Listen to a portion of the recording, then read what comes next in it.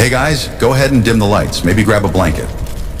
Tonight we're going to drift slowly through the faintly perfumed corridors of ancient palaces, the kind where the marble floors were always cold, the air smelled vaguely of incense and bad decisions, and someone, somewhere, was always plotting behind a silk curtain. And in those halls, you'd probably see one very consistent thing. A man wearing too much gold, pretending to be in charge. And behind him, a woman who actually was. Because as it turns out, some of the most powerful rulers in ancient history were not the kings or emperors whose names made it into the records. They were the wives, mothers, sisters, and sometimes ex-slaves who whispered the real orders, signed the secret deals, and occasionally decided who lived long enough to wear the crown next week. So let's sink into the candlelight and meet a few of them. The forgotten women who ruled entire worlds quietly. Let's start with one of my favorites, Empress Lü Zhi of the Han Dynasty in China. If you've ever wondered what would happen if that one girl from high school who never forgave anyone became ruler of the world, it's basically Lü Zhi. She started out as the wife of Liu Bang, the peasant turned emperor who founded the Han Dynasty around 202 BCE. Now Liu Bang was clever, but he also had the attention span of a goldfish and the loyalty of a house cat. He spent most of his reign either chasing rebels or chasing women, usually both at once. But Lü Zhi, she watched, she waited. And while everyone thought she was just the dutiful empress, smiling quietly beside her husband, she was memorizing every weakness in the room. When Liu Bang died, the real game began. Their son technically became emperor. He was about 15, which in royal math means the kingdom was effectively run by whoever could control the teenagers' meals. Lü Zhi slid right in. She began by eliminating her husband's other consorts, because apparently being a widow wasn't dramatic enough. One of them, Lady Qi, had been Liu Bang's favorite. Lü Zhi did not appreciate that. So she had Lady Qi imprisoned, mutilated, and kept alive just long enough for her to regret every romantic glance she'd ever shared with the emperor. Then Lü Zhi displayed what was left of her to the court as a warning. Yes, it's horrifying, but also very efficient. No one ever challenged her authority again. For the next several years, Lü Zhi ruled the Han Empire absolutely. She placed her own relatives in all the high offices, removed rivals one by one, and effectively turned a dynasty that was supposed to be run by men into a family business run by her mother's side. Historians later painted her as a villain, a cruel, power-hungry woman. But honestly, if she'd been a man, they probably would have called her strong and decisive. So there's that. Eventually, when she died, the court tried to erase her name from history, but like most powerful women, Lü Zhi didn't really stay gone. She became a permanent ghost in the Han record, the Empress, who ruled without ever officially ruling.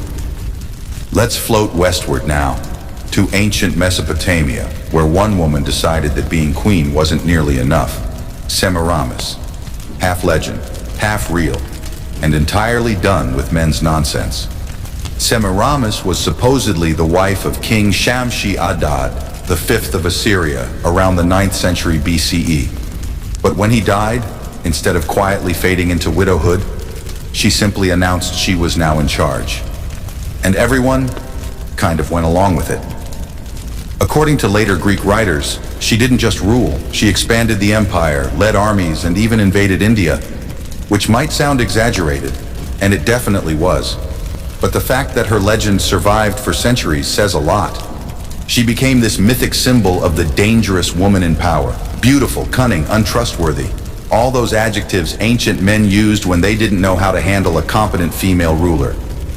By the time her story reached Rome, she was blamed for everything from the fall of Babylon to inventing the idea of wearing makeup. Which, if true, honestly makes her the most influential ruler of all time. Next, let's drift over to Egypt. Because of course, Egypt always had a way of producing women who just refused to stay in the background. We could talk about Cleopatra, but she gets enough screen time. Instead, let's talk about Hatshepsut, the pharaoh who decided that if the world wouldn't accept a female ruler, she'd just pretend to be a man. Hatshepsut started as the queen regent for her stepson, Thutmose III, around 1479 BCE. He was a child, which meant she was supposed to keep the throne warm for him, but she had other ideas. After a few years of temporary leadership, she just upgraded herself. She began dressing like a pharaoh, complete with the false beard and royal headdress.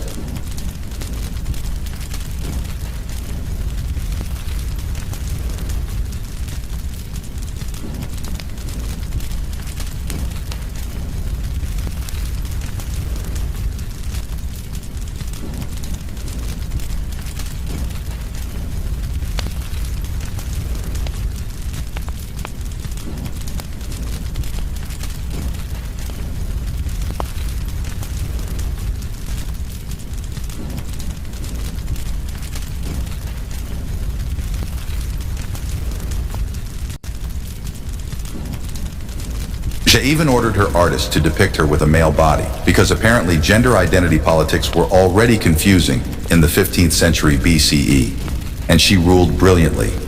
Egypt prospered, trade boomed, temples were built, everyone was happy, except probably Thutmose, who was off doing homework while his stepmom was running the country.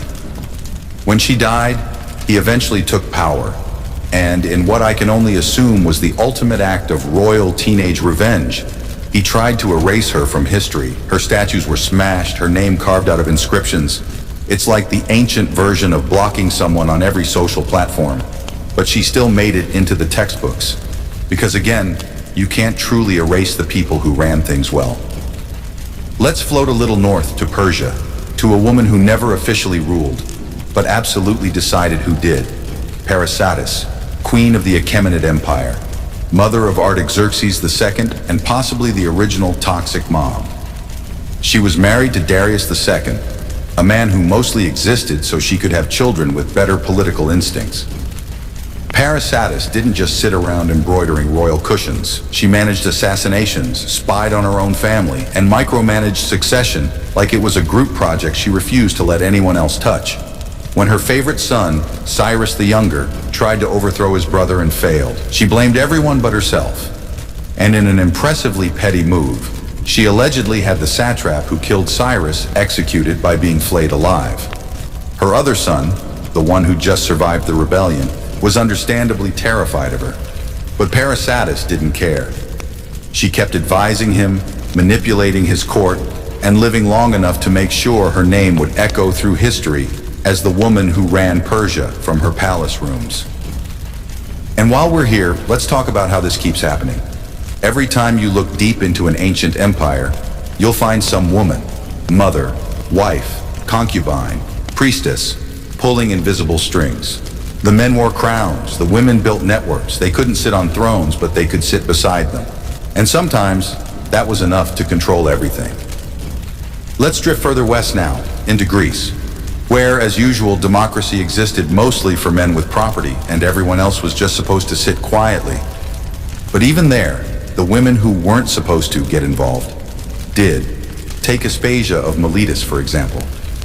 Technically, she wasn't even Athenian. She was a foreigner, which made her presence in high society extra scandalous. She became the partner, not wife, because that would have been illegal, of Pericles, the most powerful man in Athens. Aspasia was witty, educated, and apparently very persuasive, which in Athens was basically sorcery. She ran a kind of intellectual salon where politicians, philosophers, and other important men came to debate and gossip. And in that way, she quietly shaped the politics of classical Athens. Some people accused her of causing wars. Others said she was the real mind behind Pericles' famous speeches. Whatever the truth, she managed to remain one of the most discussed women in Greek history, in a society that technically didn't even allow women to speak in public. That's power. Let's take a slow breath here. Notice the pattern. Ancient empires weren't built by a few men in shiny armor. They were held together by women who read the room faster than anyone else. They saw the egos, the rivalries, the ambition, and they learned how to survive it. Sometimes survival meant marriage. Sometimes it meant murder. Sometimes it just meant knowing exactly when to smile and say nothing. And history, written mostly by men who were slightly threatened by them, turned those women into villains, temptresses, or myths. But the truth is, they were just better at politics. Let's close part one by gliding toward one last figure tonight, Olympias, mother of Alexander the Great. Olympias was the queen of Macedon, and she had that rare talent of turning every family dinner into a civil war. Her husband, King Philip II, was a brilliant strategist, but also an unfaithful mess. Olympias understandably hated that. So she turned her affection toward her son, and then turned that affection into a full-blown divine narrative. She told everyone that Alexander's real father wasn't Philip, but the god Zeus himself, because modesty was clearly not a family trait. When Philip was assassinated, Olympias was suspected of orchestrating it, and whether she did or not, she certainly didn't mind. She immediately had one of Philip's other wives and her child executed. You know, just to tidy up succession matters. Even after Alexander became king and set out to conquer the known world, she continued writing to him, advising, scolding, sometimes threatening. And when he died, she didn't fade away. She went right on interfering in politics, ordering executions, and generally making sure that no one in Macedon ever slept soundly again. She was, in every sense, the mother of an empire, and the destroyer of everyone who underestimated her. And that's where we'll pause tonight. We've met the Empress who avenged herself with creative brutality, the mythical queen who conquered the imagination, the pharaoh who rewrote gender expectations, and the mother who raised a god, or at least convinced herself she had. In the next part, we'll drift even deeper into the quiet corridors of power, meeting the Byzantine schemers, the Roman matriarchs, and the women whose whispers outlasted entire dynasties. So, take a slow breath.